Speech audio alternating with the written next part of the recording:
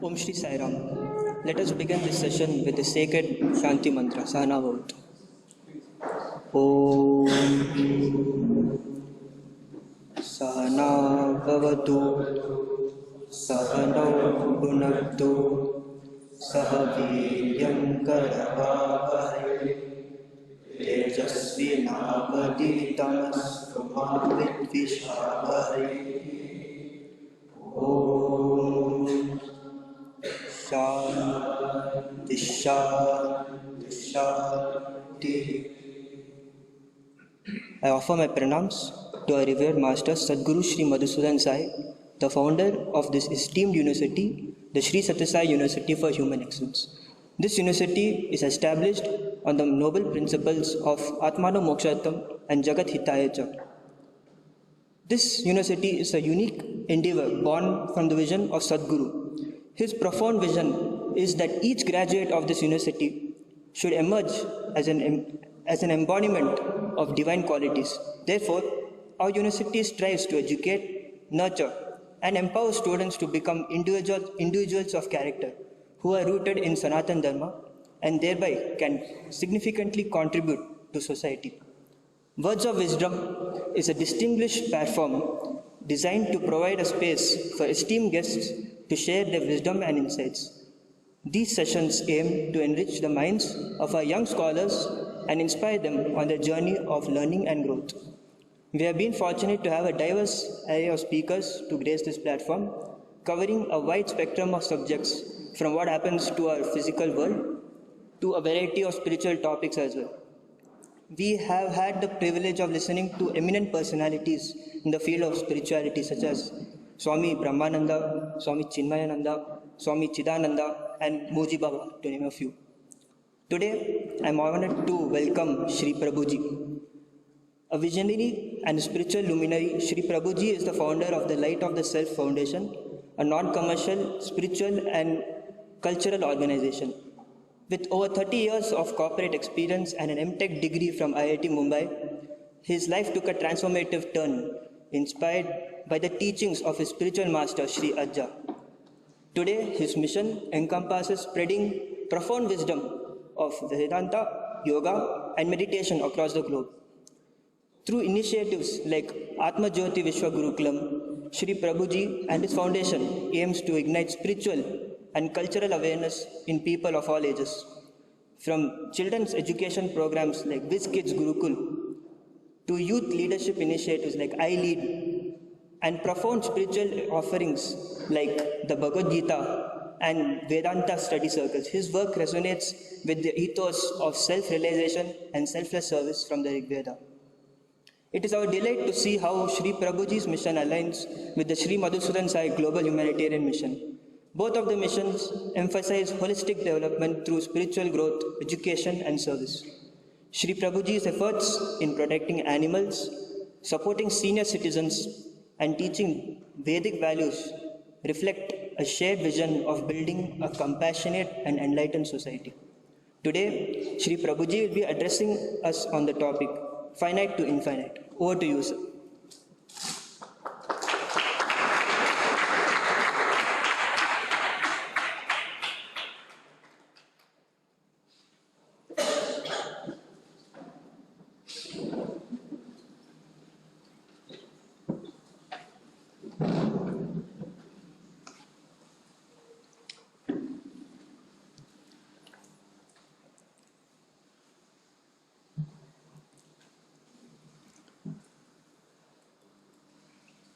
Sai Ram. Let us chant all together Omkara 3 times.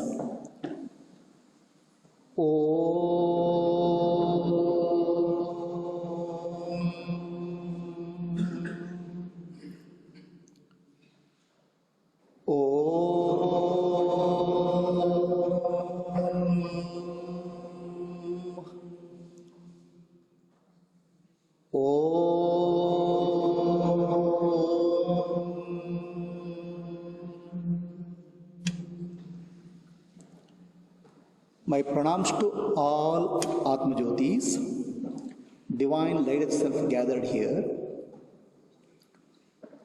My pranams to Sadguru, My respect to all the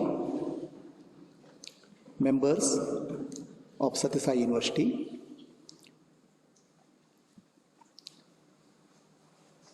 My pranams to Sadguru Madhusudana Saraswati ji. Today we have gathered here on the topic finite to infinite. What is this finite to infinite? There's a rubber ball here. When you squeeze the rubber ball appears to be shrunk, becomes small.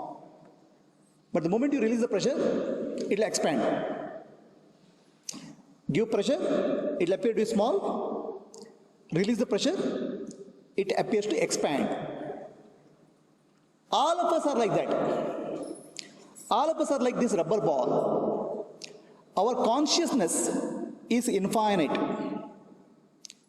And the consciousness appears to be squeezed in this body, limited body. And the consciousness wants to expand to become its original. So that we call as spiritual journey. Nothing has happened to consciousness. When you squeeze the rubber ball is like that only. But the moment you release the pressure, ball will expand. The consciousness which is limited to this body wants to expand, wants freedom. And that's what we call a spiritual journey.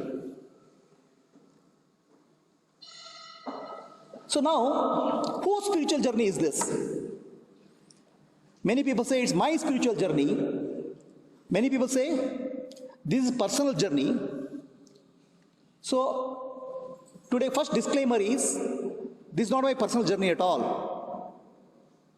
So this body is called Narasimha Prabhu, the name given by my father. The journey which I am describing is not the journey of Narasimha Prabhu. The journey is journey of Sri Prabhuji. The Sri Prabhuji is the consciousness in this body. When the car goes, you see car on the road, it's not the car which is making the journey. It's the driver who is making the journey. Similarly, this body called Prabhuji is not making the journey. It's a vehicle. The driver within the body is called Sri Prabhuji. Okay, that Sri Prabhuji is making the journey. Spiritual journey is not Narasimha Prabhu's, it is Sri Prabhuji's. Narasimha Prabhu is just a vehicle for Sri Prabhuji. So it's a journey of consciousness. In any journey, we need what we call as a map, road map. In the spiritual journey, the road map is Vedanta. Pradnanam Brahma, I am Atma Brahma, Tattvamasi, Aham Brahmasmi. These are the main destinations in the road map given by Vedanta Upanishad. So I am describing the spiritual journey of Sri Prabhuji. Next slide. So now what is this spiritual journey all about? We have to understand, spiritual journey means people have a lot of ideas.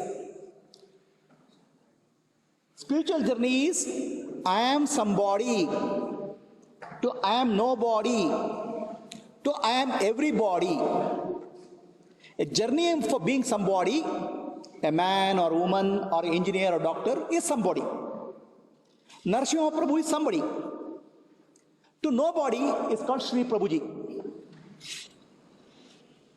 And that nobody, once you realize you're nobody, you realize I am everybody.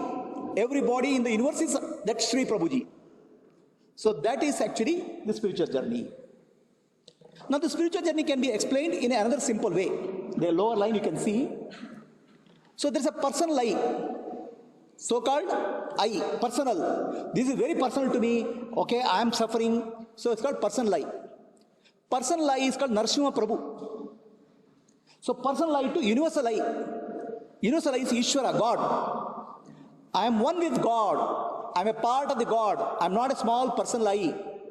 That's the next personal I to universal I is next journey. Then you realize I'm not your personal universal I. I'm impersonal I. I'm the witness of this whole drama of the universe. It's called universe impersonal I. Then you realize I'm not your impersonal I. I'm the transcendental I who is free from this drama of the world which is going on. I am impersonal I. It's called Parabrahma. So this is what I call a spiritual journey. From nobody to somebody to everybody, somebody to nobody to everybody, personal I to universal I to impersonal I and transcendental I is the spiritual journey. Next slide. So this is typically told in a spiritual journey is told in as in the form of Sapta Dhnana Bhumika, the 7 stages of enlightenment. Shubhecha, Vicharana, Tanumanasi, Sattopati, Asamasakti, Padartha Bhavani, Turyaga. So these are the progressively how your mind becomes illuminated. So now what is spiritual journey all about? Spiritual journey is moksha. Moksha means freedom. We cannot get a freedom. Nobody can get a freedom because you are already free. So rubber ball appears to be squeezed, but nothing has happened to rubber. Similarly, all of us are free. But to understand that our mind has to become purified and illuminated. These are the 7 stages of illumination of the mind. Explain. So now, what exactly happens in the spiritual journey? Our conscious mind is like, our mind is like an iceberg. Only 5% of the mind is conscious. 95% of it is subconscious. Whatever we are thinking, whatever we are experiencing in life is just 5%. What is hidden is 95%. In that hidden part, there are subconscious impressions, unconscious impressions, memories which are there. These deep-rooted impressions are called vasanas and samskaras. Freedom from vasanas and samskara is called chitta shuddhi. Chitta shuddhi is a spiritual journey.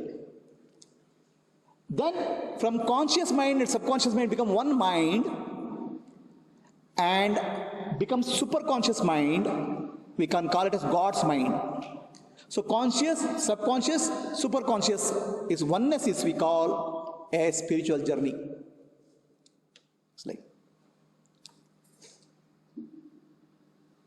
So I would like to give a chronological order.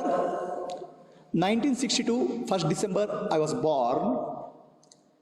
This body was born. And right from the early days, at childhood days, I had a deeper urge, seeking something. It is not that spirituality somebody taught me. The urge was there. The urge was expressing in many ways. So what happened? At the age of 8, I had Upanayanam. Next. And the spiritual journey does not start this lifetime. It's a culmination of many lifetimes. Oh, I became a spiritual seeker after such and such thing happened. It doesn't happen that way. We are old, ancient souls. Sri Prabhuji is ancient being. We have done lot of good merit, good karma, sadhana in previous lives. And that starts early in my early childhood. In my early childhood, next slide, I was very young kid, 3 years, 4 years. At that time I was attracted to the Harikatha that time. Fortunately for that time, there was no TV, there was no internet. Only Harikatha may be the avenue, but I was attracted by Harikatha. Then my classmates and my friends were playing cricket, mainly cricket those days. My interest was always yoga and meditation as a small kid. Now this doesn't come because somebody told you. It comes because of your past life samskaras, impressions. Next slide.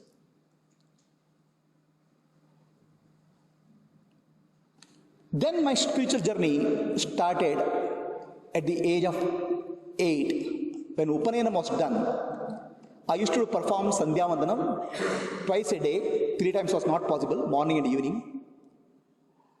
And I was exposed to Hatha Yoga, Kundalini Yoga in the days to come. Hatha Yoga is called Ashtanga Yoga. You go through the inner journey in 8 stages. Yama, Niyama, Asana, Pranayama, Pratyahara, Dharana, Dhyana, Samadhi. At a very young age, I got exposure to these. The main exposure, and my learning comes from life itself. I was in a lower middle class family. Life was a very big challenge. The schools had no teachers. Very difficult to study, and I studied in Kannada medium. So my family ambition, my father's ambition is my son should at least somehow pass SSLC with good marks. That's the highest we can think of. We could not think of college. The challenge was to study SSLC. I need some school teaching. There's no teachers in the school, government school which I studied. Then I thought I can find a solution. I found if I am able to understand something and teach others, my understanding becomes better. I have to tell others. So what I did, I used to gather my classmates and study myself subjects and teach them. It so happened in SLC, I came first to the school and my classmates who were supposed to fail, all of them passed. So I learned first lesson of my life. Very hard way because of poverty. The lesson is service. Give to others what you want in life. For me, knowledge was important. I started giving. So from that, my first lesson in spirituality started. Atmanu mokshartham jagaditaya. If I want something, I have to learn to give. Give to grow. Selfless service, I learned from my difficulties in childhood. So then, I had a good fortune of learning yoga under the guidance of Yogacharya Sri Shanai. Hatha Yoga I learned, which involved Yama, Niyama, Asana, Pranayama, Pratyahara, Dharana, Dhyana, Samadhi. Early morning every day, 4 to 4:30 cold bath, 4:30 to 6:30 yoga for many years. So it helped me. As a child, I was always looking for how to master my mind. The yoga helped me to understand the mind, master the mind. Then in 1975, I met a Yogi Raj. He gave me initiation to Kundalini Yoga. The energy all of us have high divine energy called Kundalini at the base of the spine. The energy, when it moves to upwards and into the Sahasrara, Brahmarandra, there's a union, experience of oneness. So that initiation I got in 1975. Excellent. So what happened? This Kundalini Yoga and Hatha Yoga gave me a very deep and good understanding of inner energy systems in the body.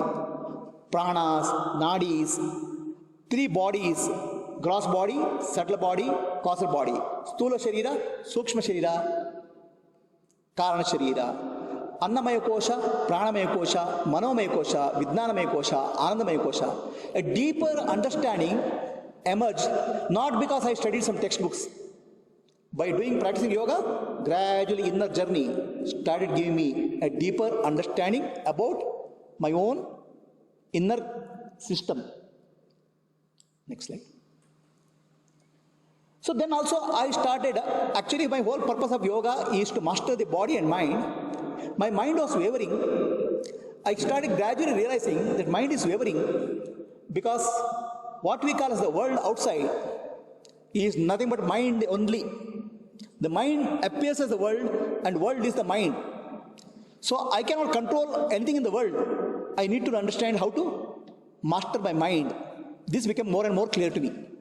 Not that my mind, I had perfect control of the mind, but gradually with yoga practice, Kundalini, and understanding deepened how I can master my mind.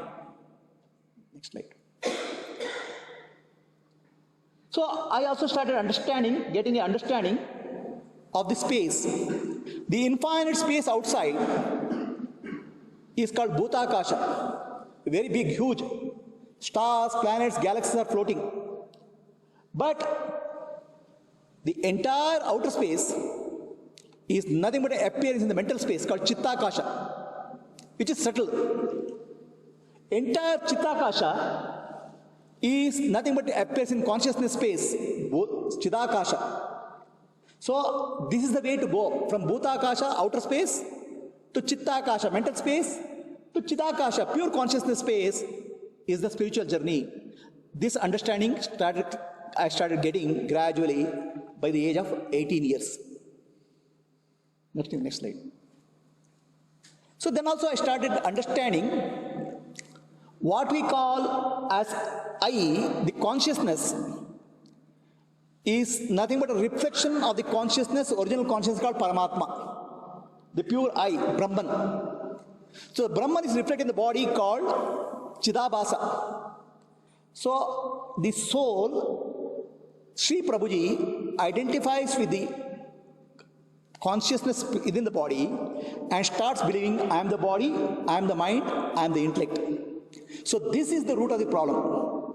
Root of the problem is started wrong understanding I am the body, I am the mind, I am the intellect because of identification of the consciousness reflected in the body. It's called Chidabhasa. So this is where I started understanding a deeper states of samadhi. Savitarka, Nirvitarka, Savichara, Nirvichara, Sananda, Sasmita, Savikalpa, Nirvikalpa. These are various samadhi stages I started understanding through process of Hatha Yoga and Kundalini. By that time I was about 18 to 20 years of age. I also started understanding a deeper relationship with prana and mana. The mana is the mind, thought process. Prana is the inner energy. You can call bulb glows because of electricity. Our body, mind operates because of bioelectricity called prana. So controlling the bioelectricity, prana, and mind, I can get a better control of the mind. This is what I understood. So mind just try to focus on something, mind doesn't get focused. You need to control the bioelectricity called prana. So together, it gives a very fine control over the mind, mana and prana. So what happens is, this is called chitta. The chitta has to be one-pointed, chitta ekagrata. The mind has to be one-pointed, chitta ekagrata. Then the mind expands, chitta vishalata. Then mind becomes purified, called chitta shuddhi. And that leads to manolaya, or absorption of the mind in the self. So this is the understanding which emerged.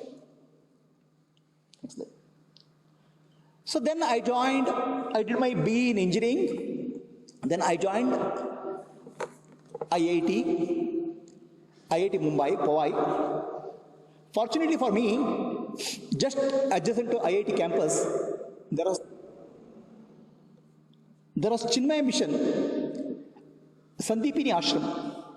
During Monday to Friday, I studied my master's MTech. Saturday, Sunday, I visit Swami Chinmaya Mission for their pravachan lectures and bhajan program. So more than IIT education, Chinmaya Mission, Sandipini Ashram was really a blessing for me. So basically I'm saying, what I'm trying to say is, the spiritual journey is a continuous process. The nature, Bhagavan provides the opportunity for us at various stages. Next slide. And these are the main influences, inspirations for me in my spiritual journey. Sri Bannanja Govindacharya was a great scholar in Dvaita Vedanta. Arsha Vidya Kendra had an exposure on Advaita Vedanta. And Mata Amritandamayi had a deep inspiration from her and blessing from her on the path of love, bhakti, and path of service. So then I joined work 1987. So work was twofold. I was working in the office. I was an electronic engineer trying to work on the circuit, electronic circuit. My job was finding the noise, electronic circuit to function, noise should be zero. In 1987, understanding of noise was very poor in our company. How noise comes, how to control it, how to eliminate noise was difficult. And when the noise is there, the electronic circuit will not function. And it requires a very, very patient observation. It is not doing something by observation. So tremendous patience is required, tremendous observation is required. That's what I developed in my office. And that became Karma Yoga. The focus, the observation, and not getting bored out of a job. And always I was constantly thinking how what I am doing can help people. Unknowingly, my Karma Yoga was going on. Started the Hatha Yoga, Kundalini Yoga, now it moved into Karma Yoga, office work. So Basavanna says, Kayakave Kailasa, work is worship. For me, the work in the office, which was very hard, 9 o'clock in the morning to 7 o'clock in the evening, work became worship, work became a sadhana. And then I come home, I am married, I have 2 daughters, I spend some time with the family. Then my sadhana, my spiritual practice starts 9 o'clock in the night, 10 o'clock in the night. 10 to 1 in the night, I sit and meditate. So morning work is Karma Yoga, night Dhyana Yoga. So this was my sadhana. Hatha Yoga, Kundalini Yoga, Karma Yoga, and Dhyana Yoga, it proceeded. Marriage, family, and office work didn't affect me. In fact, they helped me. In spiritual journey, nothing is an opposition. There is no opposition. Because people confuse, there is a spiritual life and material life. For me, one life is there, no 2 life, divine life. There's no 2, the spiritual and material. How I can attain divine life through Karma Yoga, Dhyana Yoga, and different yoga practices was my learning. Next slide. I had a blessing of Baba Nityananda, who lived in Bombay back in 1960s. I've never met him. I had an opportunity to do a small service for Baba Nityananda. His talks, his wordings I had to translate. It was a very difficult job, and that led to a deep inner changes. A service, a selfless service to a Mahatma purifies us and elevates us. I received the blessing. So the blessing came in the form of awakening of the energy. I had learned Kundalini Yoga, but the energy movement really didn't happen. So at this time, what happened? The energy started moving from the base of the spine into the nervous system, in the top of the head called Brahmarandra. The prana and mana, the mind and the life force came to one point, a small point at the top of the head. And that led to a deeper inner silence. I would call it Manolaya. And there's a deeper experience of oneness with the universe. With the eyes open or eyes closed, started feeling connected to the universe. The Divine Mother energy had awakened inside. And that awakening, it's called Kundalini or energy awakening, led to experience of oneness. Everything seems to be connected. The whole universe seems to be connected as one whole. So that is, I call it a Savikalpa Samadhi. And this time, I was deeply moved by any chanting of God's name, any bhajans or prayers. I loved chanting japa. So I started japa yoga. Used to chant God's name, tears used to flow, and my whole body used to be, bliss used to flow. So the joy of the divine name, Dhyana Yoga, became Bhakti Yoga. Hatha Yoga, Kundalini, Karma Yoga, Dhyana Yoga, now awakening of energy and a deeper love. Now this is love for God, Bhakti, is not a conceptual. This is inner experience, everything is connected. And that connection gives it joy. So that was Bhakti Yoga. So then, really awakening of energy means what? There's a pure consciousness, what we call as I. So that gets reflected in the three centers of our body. At the forehead, at the heart center, and our Nabi. In the Nabi center it's called Kriya Shakti. In the heart center it's called Lakshmi Shakti. In the Nabi is called Kriya Shakti. Heart center is called Prema Shakti. And head center is called Jnana Shakti. These three Shaktis or energies we call as Durga Shakti, Lakshmi Shakti, and Saraswati also. The awakening of the Divine Mother energy inside awakens a deep love in the heart center. It awakens a deeper clarity in the wisdom center. It awakens the energy, Kriya Yoga in the heart center, in the navel center. All selfish actions start giving selfless service.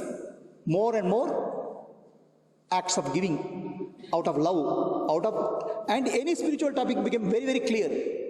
And nobody had to teach me. Intuitively I was able to understand Upanishads, scriptures, very deep understanding emerged.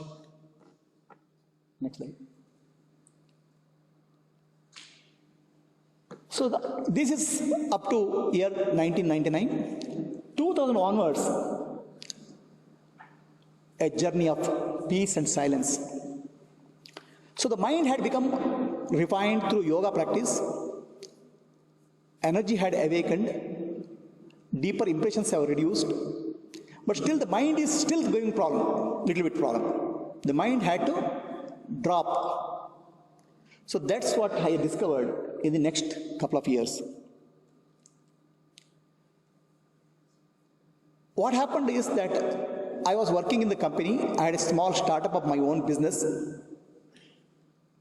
I lost my business, went into losses, lost my job, went through a lot of financial difficulties for 3 to 4 years.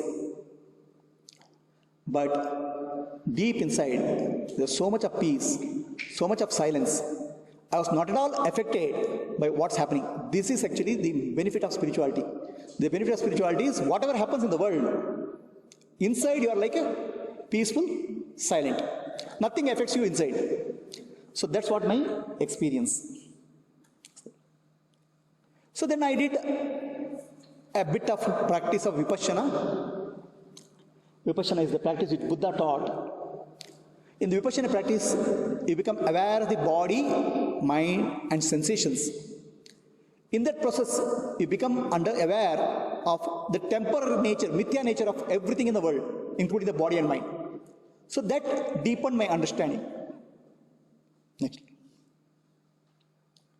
So then I met my spiritual master, Sadguru, Sri Ajja, Puttur Ajja. He was an old man.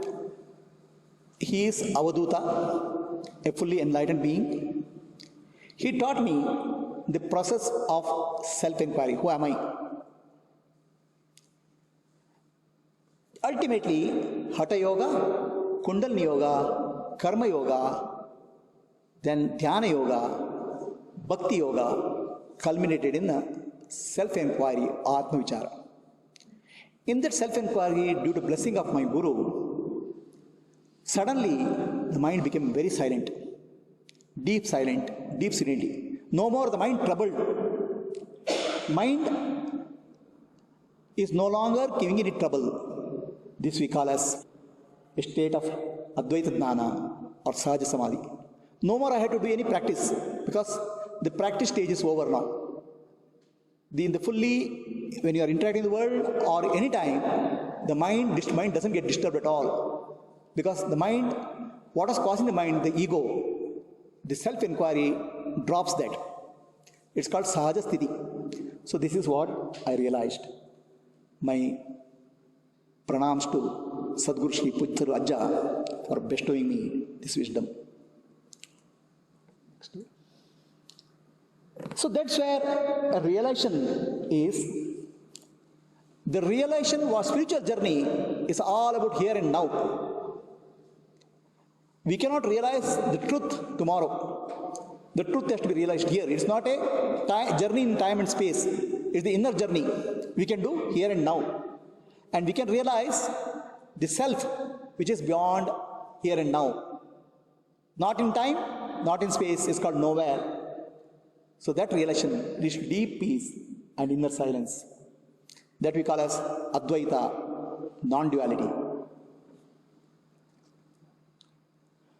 So beyond this stage, my neighbors, my friends started gathering at my house. A satsang activity started. This is about now almost 30 years now. Satsang activity, people used to come to house for satsangs. Many satsang activities started.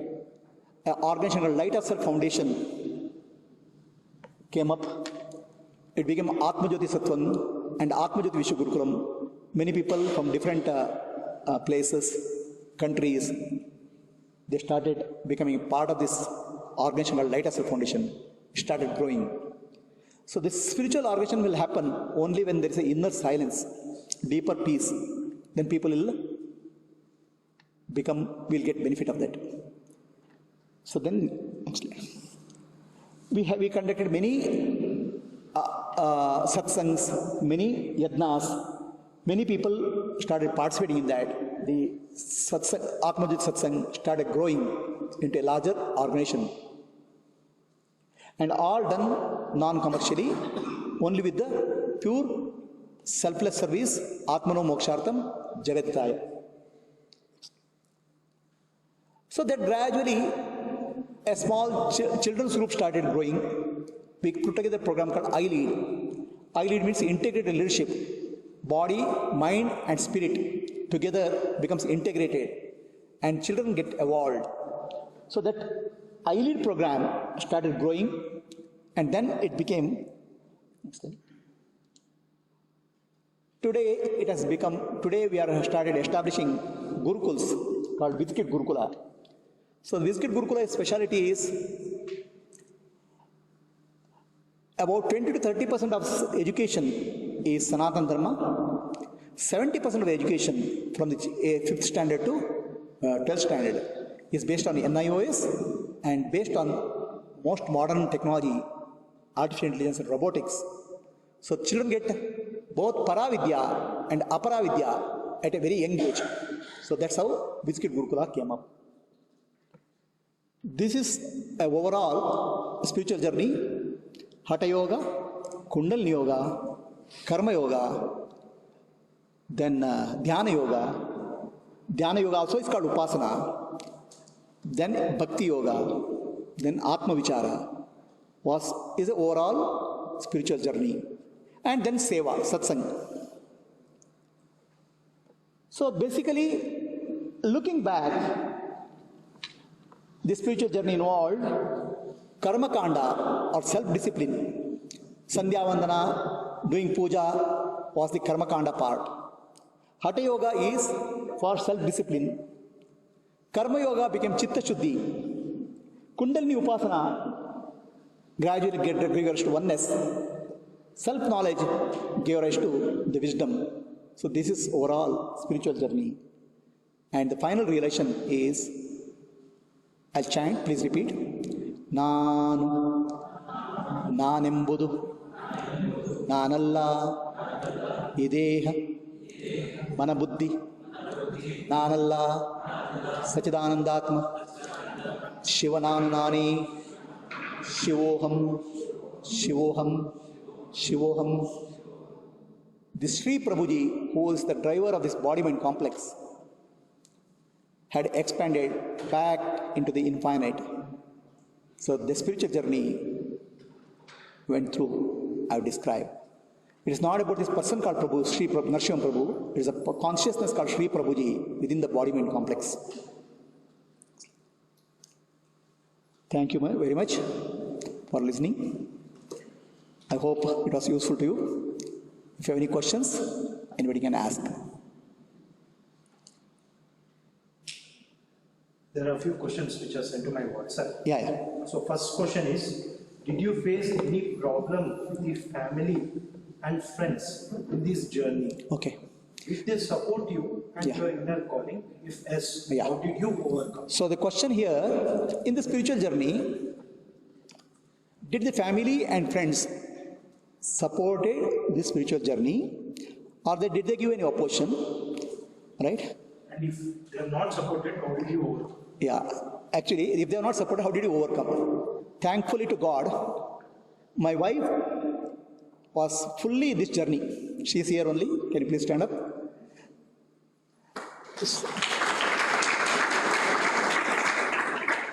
From the day one, not a single difficulty I faced.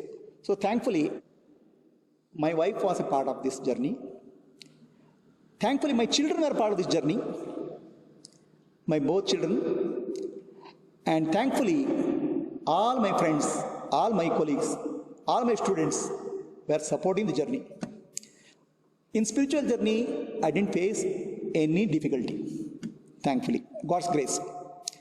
But in official life, I went through business losses, difficulties, but even that's not a challenge. That's not an opposition. That will only help you to grow inner strength. Anything outside, a gymnasium you go, you want to lift a weight. The weight is not giving you trouble. Weight is only helping you to build your muscle. So outer activities, outer challenges only help me to build the inner strength. So that's the answer. Next question.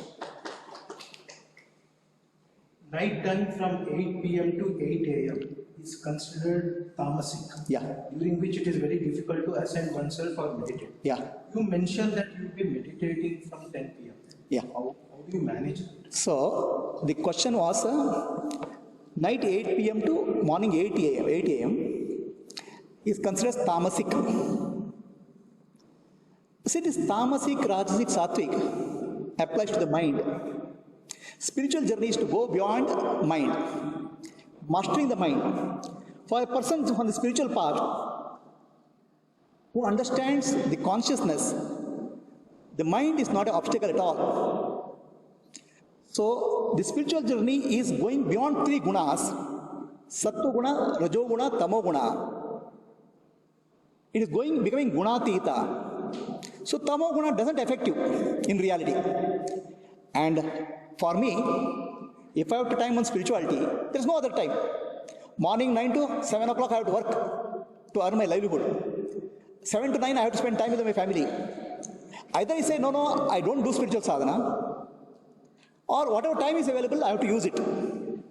And I use my time very well. And tamo guna, rajo guna, sattva guna, don't be afraid of them. You are not the mind. They are not obstacles at all. One more question. Can you share your experience of learning Vedanta at Sandipani Ashram? Yeah. See, in Sandipani Ashram, at that time, I was listening to, loving all the bhajans which are going. I learned some basic texts. Tattva Bodha, I listened to Swamiji's. It was only weekends. Gradually, my understanding of basics of Vedanta, I got clarity. Atma, Brahman, that understanding happened. So I won't say it's a very, very advanced understanding. Exposure to Vedanta, but I enjoyed it, loved it.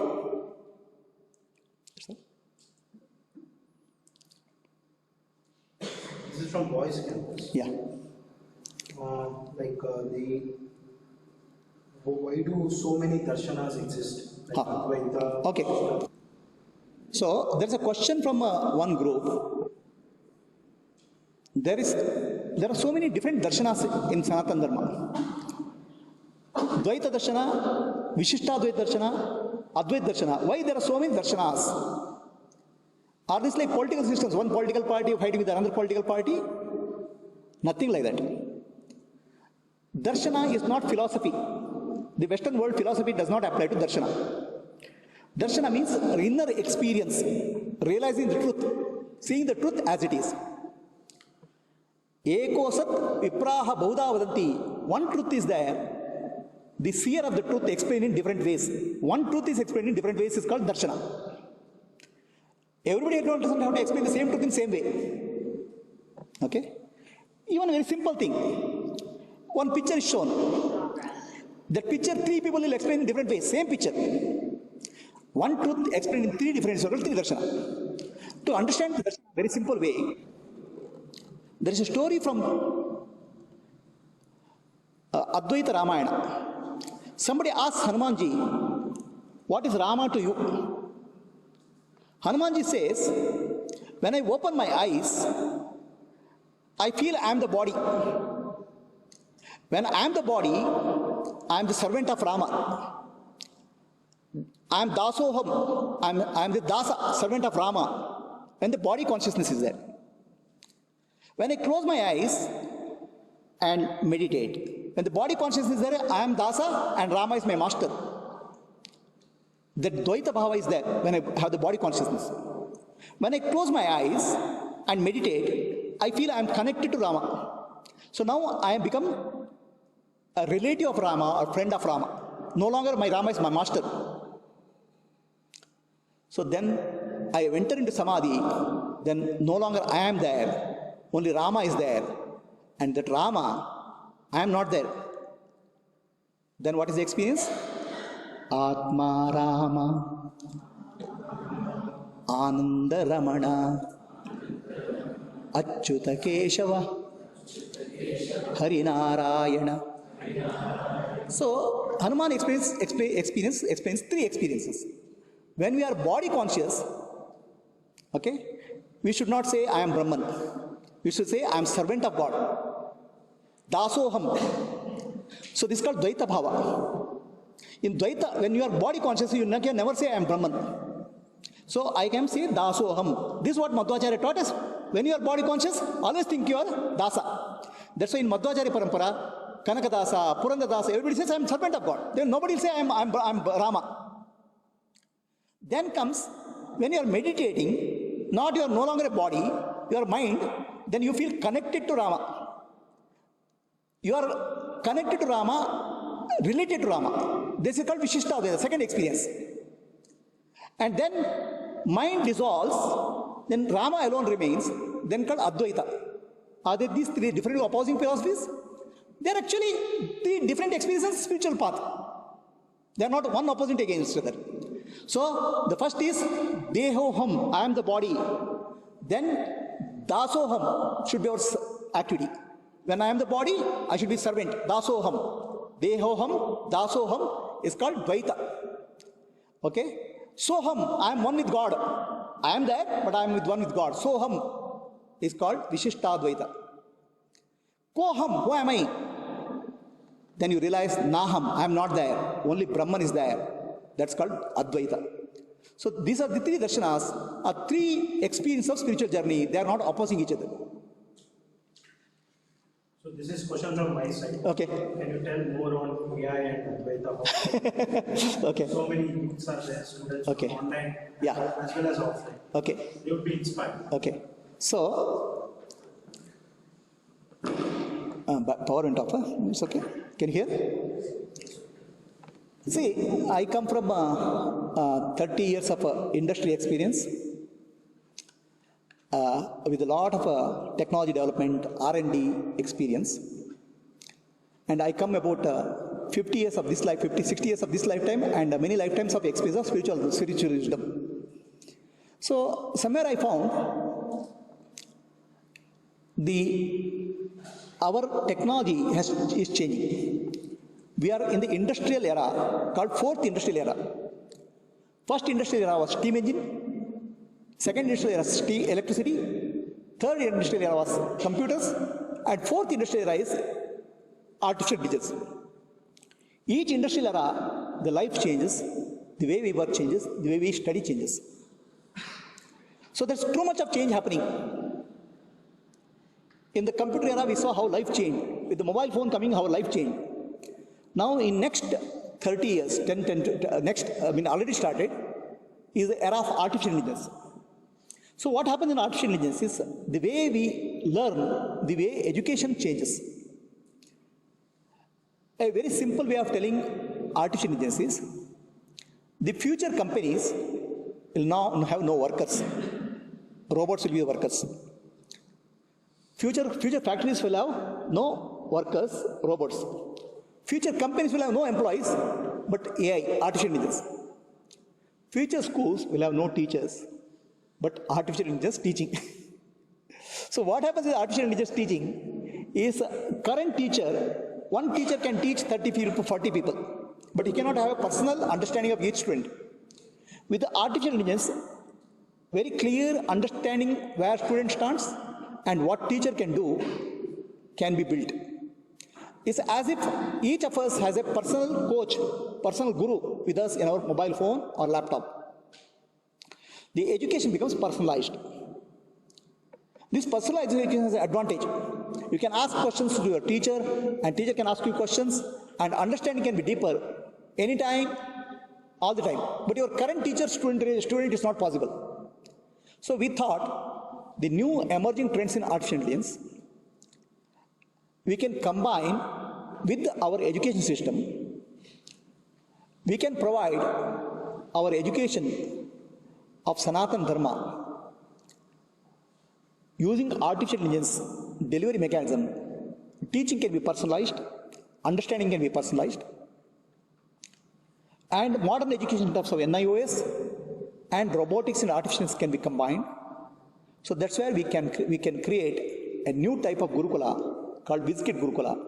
So that's what we are starting, where 30% time is dedicated to learning of Sanatana Dharma, 70% time is dedicated to learning modern technology, artificial intelligence, and robotics, and all done to latest technology of artificial intelligence, where the child is able to learn much more efficiently, much more intelligently with the newer technology.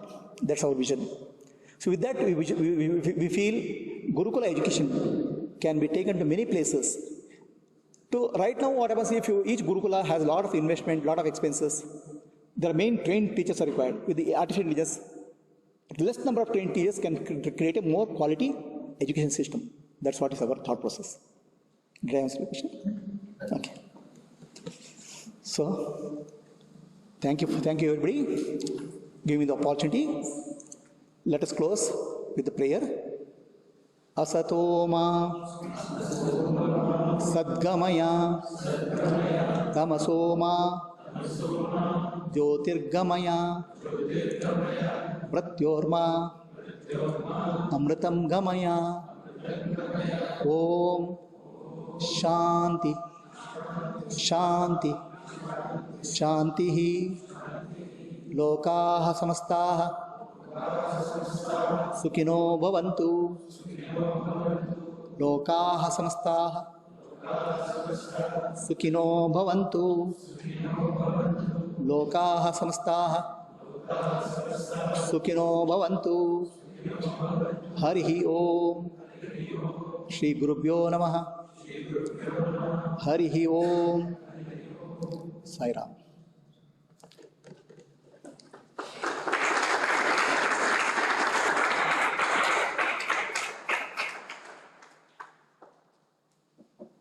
On behalf of everyone, I thank Sri Prabhuji for sharing his thoughts and guiding us through this journey from the finite to the infinite. We come to the end of this session. Thank you and Sai Ram. We'll end it Shanti Mantra. Om Shanti Shanti Shanti.